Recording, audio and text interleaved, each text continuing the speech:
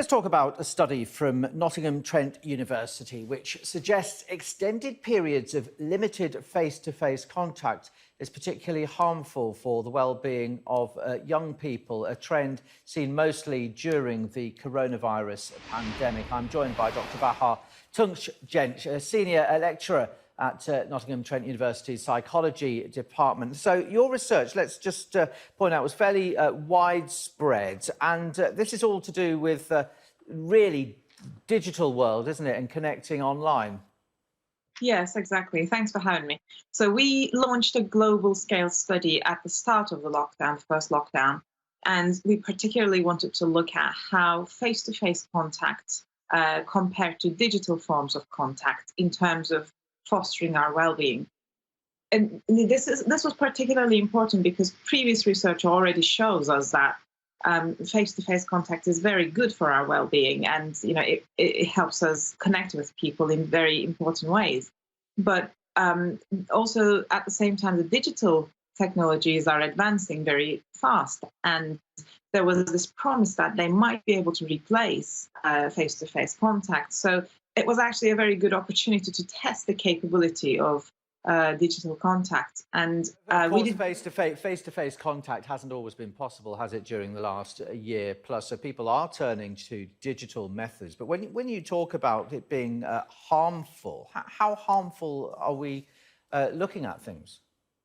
So maybe harmful is a bit too intense, but it was not good for us. We can definitely say that. So we asked people questions about how they were, how useful they were feeling, how energized they were feeling, how connected they were feeling to others, and so on. And we find that those people who continued some form of face-to-face contact were more likely to feel better as compared to people who were using messaging apps or video calls or phone calls.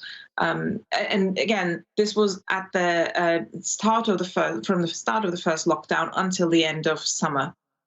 So this was a specific period, so it might not be the case all year round or forever. This was a finite period here.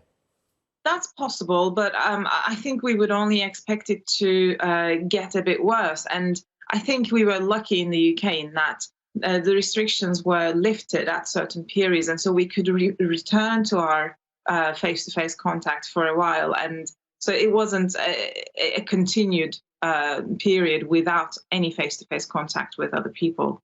So what message should people take about digital contact from this then? I think be mindful is the main message, and it's a message for people and for the policymakers alike, because we want to keep ourselves and everybody safe. There's no question about that. But as we do that, we need to be mindful that this doesn't come without costs. And as policymakers, they need to be careful about this and maybe try to support people in different ways, because we find that just by contacting our loved ones through phone calls or video calls, it's not giving us the same benefits. And especially we found that this was worse for young people and empathetic people. So these are people who align with other people's emotions kind of readily, who can read other people's emotions. So for those people, it was especially worse when they were cut out from face-to-face contact. All right, well, thank you for coming on to the programme and telling us about all this. Dr. Bahar Tuncgenc from Nottingham Trent University's psychology department. Thank you. Thank you.